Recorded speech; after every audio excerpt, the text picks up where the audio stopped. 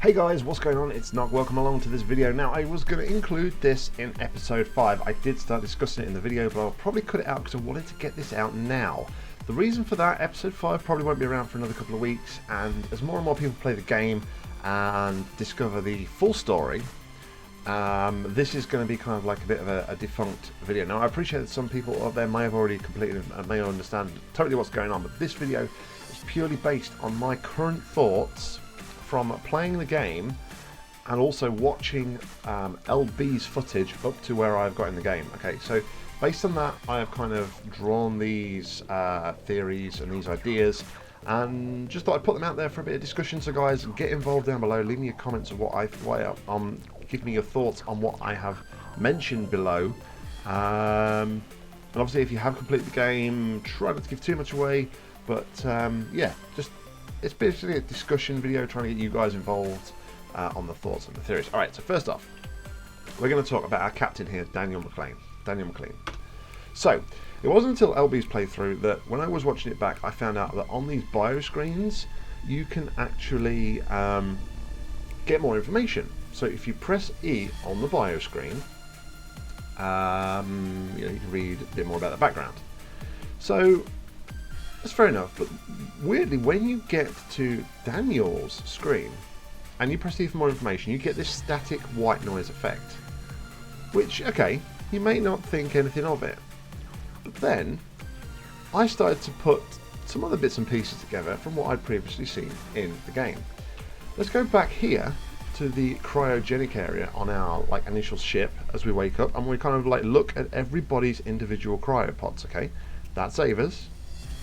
There's Sarah's, there's Mikhail's, and we've got Chris's on the left here, and on the right we have a pod malfunction, a user error. But we know for a fact this pod should actually be Daniel's pod, because the name eludes me, but the other one, when we check this name, that is not Daniel's pod. So this to me starts ringing things in my head, thinking, well, hang on a minute. So far, everything we've seen to do with Daniel is malfunctioned or not available. Is there a conspiracy going on here? Because we know he's gone missing. But why has he gone missing?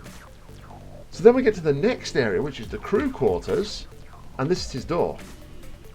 His door is kind of jammed and malfunctioned shut. We can't get into his room. So again, to me, something really weird is going on with this captain.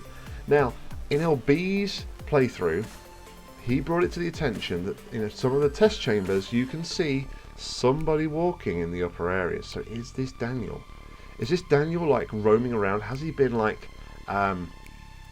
infected as such by the parasite or the thing that they found, the organism that they found? Sorry, it's not parasite. They said it was non-parasitic. Has he been affected by the organism? Or is this a bigger conspiracy going on? Because everything around here that seems to be to do with our Captain Daniel seems to either be malfunctioning or not available. Discuss this down below, because I don't know, this may just be overthinking and looking into it too much, but I found this really, really interesting when I started putting two together. Okay, that's number one. Number two, we're going to discuss this person, Tom. Oh, he's not really a person, he's a robot. So we're going to discuss Tom. Okay, so I found it quite interesting that Tom said in one of the test chambers he has a twin on Earth. Okay, but what do we also know about our crew? Well, we know Chris and Daniel are twins, but we also found out that Chris and Daniel have a third twin, or a third brother, a third twin, who is also on Earth. So, I don't know, I'm just kind of putting a bit of similarities here. Is the ISA doing some sort of experimentation to see how twins behave sort of on Earth and in space? I mean, I know obviously we've got a totally different comparison here because we're talking about human twins and AI twins. But, I don't know, is there something going on here? I mean, to me, it seemed a bit of a coincidence that there's twins which are separated on Earth and space, and then you've got this AI which is separated on Earth and space. I don't know, again, discuss down below, guys. It's just something I've put out there. Again, it might be something that is completely and utterly out there, nothing to do with it at all, but yeah, I just thought I'd bring that point up. And my last point, we're going to actually go back to Tom. Okay, so the whole point is that they need Ava in this game, right? Is because the crew has gone missing, and there is a number of Turing tests that have been set up which Tom can't solve, because obviously the idea behind the Turing test is it's the ability that a human needs to distinguish between AI and a computer, and if the human can't distinguish it, then it's supposedly the AI has passed the Turing test. Okay, so he can't help us because he is a computer. Okay, but let's go back to the crew quarters, and in particular Mikhail's log. Okay, where he's talking about something weird's going on. He's found these implants, blah blah blah blah. So if we read April 7th log, he says that he's understanding the implant, that it interfaces directly with the human brain.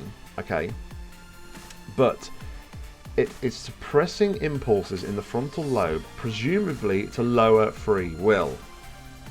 Okay, so there's this whole discussion about free will, but if the implants are controlling our free will, we know that Tom talks to us through these implants, because we can hear Tom wherever we are. I've always assumed that since I found out we've had these implants, that's how Tom is communicating to us, not via like a it might be a speaker system, but I just thought he's communicating through, you know, these implants. But if these implants can control our free will, how much of these tests are we actually solving ourselves, or how much of these tests is Tom, our AI, actually doing it for us? He makes out that he can't solve this. I think in one test, Ava says to him, okay, solve the test, what would you do here? And he's something like, chop off your arm and leave it on the button. So he makes out like he should do, that he's this computer that can't solve anything. But are we being played here? If the implants can like affect our free will and our thought process, maybe Tom is helping us in these tests more than we actually think. Again, guys, leave your thoughts and ideas down below. It would be absolutely interesting to see what you guys think about this. But yeah, so I just wanted to put this one out there, guys. Like I said, I didn't want to wait till episode 5. I wanted to get this out now to invoke some discussion on the channel. Yeah, so discuss down below, guys. Thank you for watching. I've been Nock, and until next time, happy gaming.